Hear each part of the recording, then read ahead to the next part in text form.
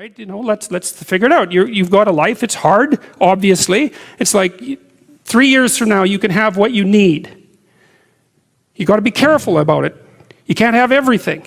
You can have what would be good for you, but you have to figure out what it is, and then you have to aim at it. Well, my experience with people has been if they figure out what it is that would be good for them, and then they aim at it, then they get it.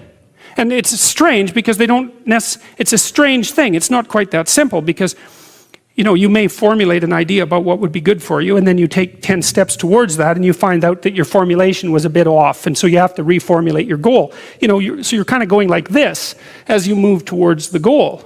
But a huge part of the reason that people fail is because they don't ever set up the criteria for success. And so since success is a very narrow line and very unlikely, the probability that you're going to stumble on it randomly is 0.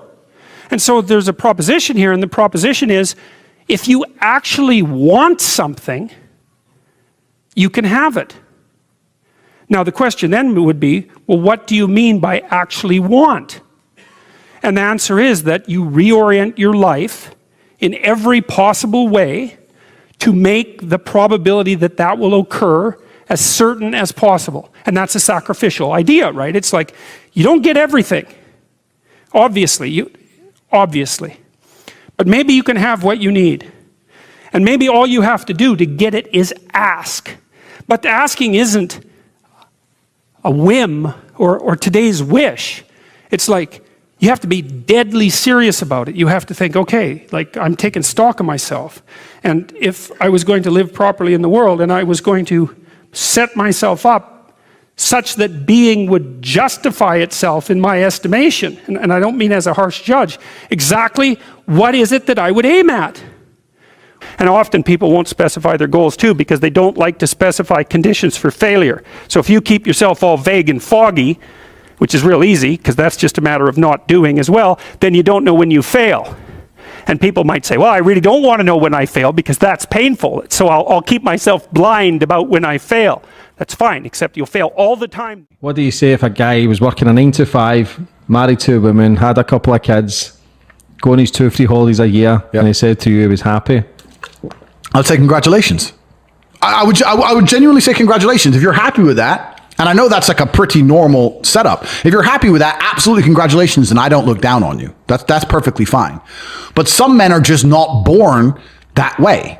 Some men are born with something else inside of them, with a fire inside of them, which cannot be extinguished by beans on toast, TV at night, 9 to 5, sitting around with your wife. Some men are not satisfied with that. I know me as an individual, I could not be satisfied with that. That doesn't mean I look down on the people who are. Absolutely, congratulations. But my time on the planet, I guarantee, will be more eventful. I will die with more stories. I would have made a bigger ripple in space-time because I refuse to comply with just the average, this is okay, you'll be happy with this, take it. I think a man should have absolutely no interest in whether he's actually happy or not.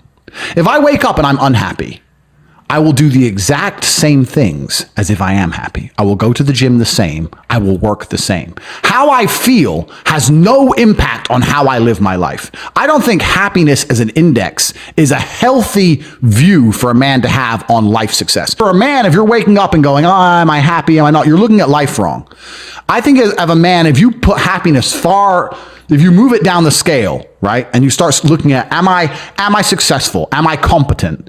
Am I achieving things? Am I respected? If you start to look at these indicators of your life, you're going to end up being happier without actually analyzing if you're happy or not. So for me, I understood very, very well that $500,000 a month is good, but $1 million a month is better. And I also very, very much understood that as soon as you stop pushing forward, as soon as you go stagnant, you're dying.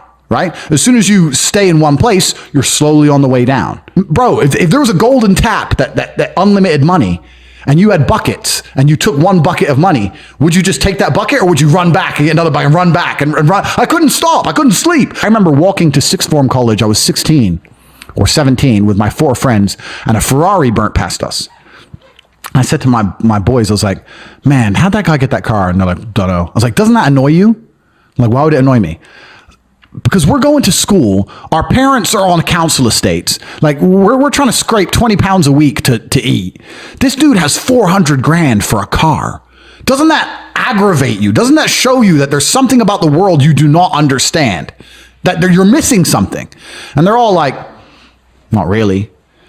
And they're all the dudes who are right now at home, 9 to 5. Da, da, da. I was never that guy. I was pissed off for weeks because I saw some dude in his Ferrari. Do you understand? I was like, no, I have to. So now when I push my Ferrari, I'm like, this is the full circle. Good to see it. I've genuinely been amazed by the reaction I've had in the streets. Not just here, but I went to Qatar for the World Cup, had the same thing there. A lot of people coming up about Cristiano Ronaldo, obviously, but also a lot of people coming up about you. And they were almost exclusively men, young men, who genuinely see you as a role model, as somebody who inspires them, as somebody they want to be like. Yep. So that made me think, the first interview you had was quite combative. The second time, a shorter interview, less so. I want to try and work out in this one who you are, because it struck me as extraordinary that Google this week revealed some stats for the year. The number one person whose name followed people Google searching who is in 2022 was Andrew Tate.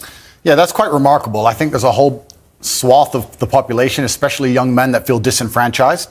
They feel disenfranchised with the media machine and the things they're supposed to believe. They don't feel an affinity with the educational systems or the culture. And they look at a person like me who stands up and says the things that many young men think. I haven't put a magic spell on the world. The fact that people like what I say means that they agree with me deep inside. They may be afraid to say it themselves, but I am seen as a bastion of free speech and a bastion for masculinity as a whole, because a lot of men are largely forgotten about. Do you think you're a force for good, or are you a force?